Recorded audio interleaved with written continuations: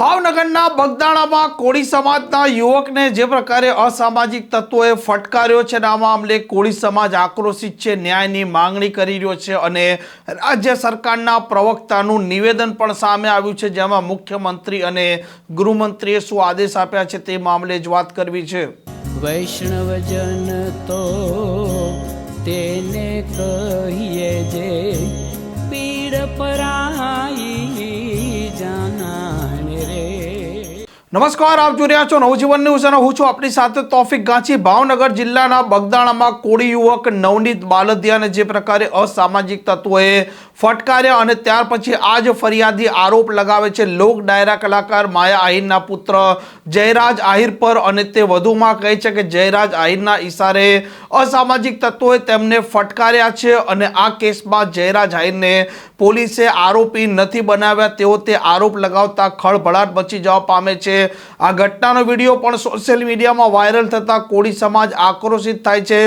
મામલો ગાંધીનગર સુધી પહોંચે છે, સીટની રચના થાય છે અને સીટના મામલે પણ કેટલાક કોળી સમાજના લોકો છે તેની કામગીરીના સામે સવાલો ઉપસ્થિત કરી રહ્યા છે અને નવનીત બાલદિયાનો હજી પણ આરોપ છે કે જે પ્રકારે તેમણે આરોપ લગાવ્યા છે જયરાજ આહિર પર, તો આજ સુધી તેને કેમ આરોપી બનાવવામાં નથી આવ્યો। સાથે પોલીસને તેમણે જ્યારે ફરિયાદ લખાવી તે સમયે પોલીસે પણ ફરિયાદ યોગ્ય રીતે લખી નથી અને આ ચકચારી ઘટના છે। આ ચકચારી ઘટનામાં અત્યારે સીટ છે આરોપીઓની તપાસ કરી રહી છે અને આ જ ઘટનાને લઈને રાજ્ય સરકારના પ્રવક્તા જીતુ વાઘાણીએ પ્રતિક્રિયા આપી છે।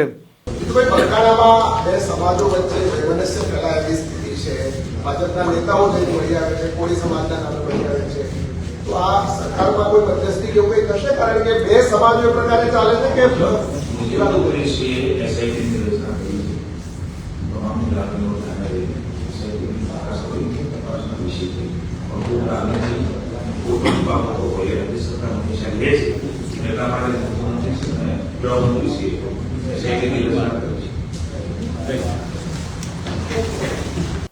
રાજ્ય સરકારના પ્રવક્તા જીતુ વાઘાણીએ કહ્યું છે કે જે પ્રકારે આ મામલો છે, આ મામલે સીટની રચના કરવામાં આવી છે। મુખ્યમંત્રી ભૂપેન્દ્ર પટેલ અને ગૃહમંત્રી હર્ષ સંઘવીએ પણ આ મામલે સંજ્ઞાન લીધું છે, તપાસના આદેશ આપી દેવામાં આવ્યા છે અને સીટ અત્યારે આ મામલે તપાસ કરી રહી છે। જો કે આ ફરિયાદીનો આરોપ છે કે જયરાજ આહિરની હજી સુધી કેમ પૂછપરછ કરવામાં નથી આવીને તે પોતે આરોપ લગાવે છે, તો તેને આરોપી પણ કેમ હજી સુધી બનાવવામાં નથી આવ્યા તેવા પણ તેમના સવાલો છે।